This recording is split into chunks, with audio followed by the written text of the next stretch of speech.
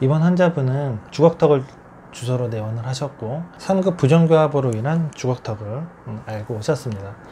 교정이 필요한 건 아셨지만 교정을 먼저 하기보다 시간을 좀 줄이고 즉각적인 효과를 보기 위해서 선수술이 가능한지, 선수술이 가능하다면 선수술로 해결을 하고 싶어 했습니다. 우선 선수술이 가능한지 보려면 환자분의 교합 상태를 먼저 확인해야 됩니다.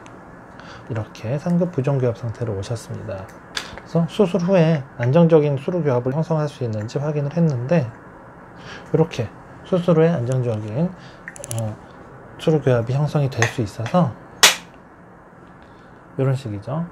교정을 했을 때 전치부 펴고 좁히는 공간도 충분하고, 그래서 선수술을 먼저 계획을 했습니다. 2차원적인 측면 두개암면 분석을 시행해서 환자의 상태를 확인합니다. 상악이 정상 범위보다 좀 꺼져 있는 상태에 삼각 부정교합으로 턱이 나와 있고, 실제 정상 범위보다 12에서 13mm 정도 전방 이동되어 있는 것을 확인할 수 있었고요.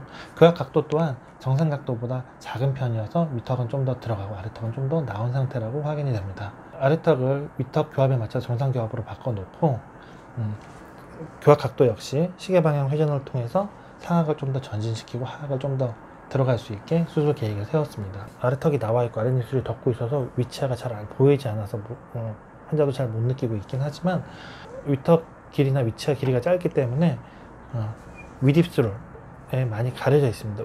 보통 편하게 말할 때나 표정 지을 때 치아가 거의 보이지 않게 되는 상태인데, 이럴 때 가능하다면 위치의 길이를 늘려주어서 편하게 입을 벌리고 있을 때 치아가 어느 정도 보이고, 웃거나 말할 때 치아 노출량을 좀 더 증가시켜주면 가만히 있을 때나 표정을 지을 때, 특히 웃을 때 치아가 이쁘게 드러나기 때문에 심미적으로 더 좋은 결과를 얻을 수 있습니다. 하지만 위턱 길이를 늘리면 그만큼 공간이 뜨기 때문에 정말로 그게 가능한지 시뮬레이션을 통해서 확인을 해야 되는데요. 우선 가능하다면 위턱 길이도 위치와 노출량도 좀 증가시키는 방향으로 수술 계획을 세워 보았습니다. 물론 이제 주걱턱이 주된 증상이긴 하지만 비대칭이 있고 교합을 새로 형성했을 때 또 비대칭이 생길 수 있기 때문에 3차원 분석을 통해서 비대칭 여부를 확인했습니다. 환자의 CT를 3차원 분석을 통해서 교합면이 얼마나 기울어져 있는지, 치아가 얼마나 기울어져 있는지, 턱뼈는 또 얼마나 기울어져 있는지, 또한 좌우로 이동되어 있고 턱이 틀어져 있는 정도를 확인해서 수술 후에 비대칭을 잡을 수 있도록 분석하고 계획을 세웠습니다. 앞서 얘기 드린 것처럼 수술 후에 정확히 얼만큼 이동하고 어떤 결과가 보일지 예측하는 것도 중요하지만, 이 환자분 같은 경우는 위에 치아가 거의 안 보이는 상태이기 때문에 길이를 좀 늘려주어서 웃거나 말할 때 치아가 좀 보이도록 계획을 세우는데, 실제로 그렇게 수술을 했을 때 이렇게 치아 길이가 늘어남에도 불구하고 뼈 사이의 공간이 크지 않아야 안정적인 수술 결과를 얻을 수 있습니다. 이런 부분들을 하기 위해서 시뮬레이션을 해보았습니다.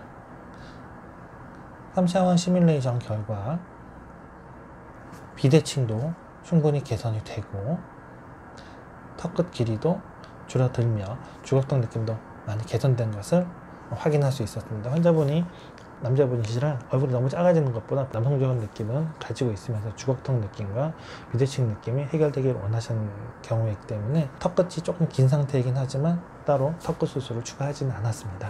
이런 수술 계획을 가지고 수술을 진행하기로 하였습니다.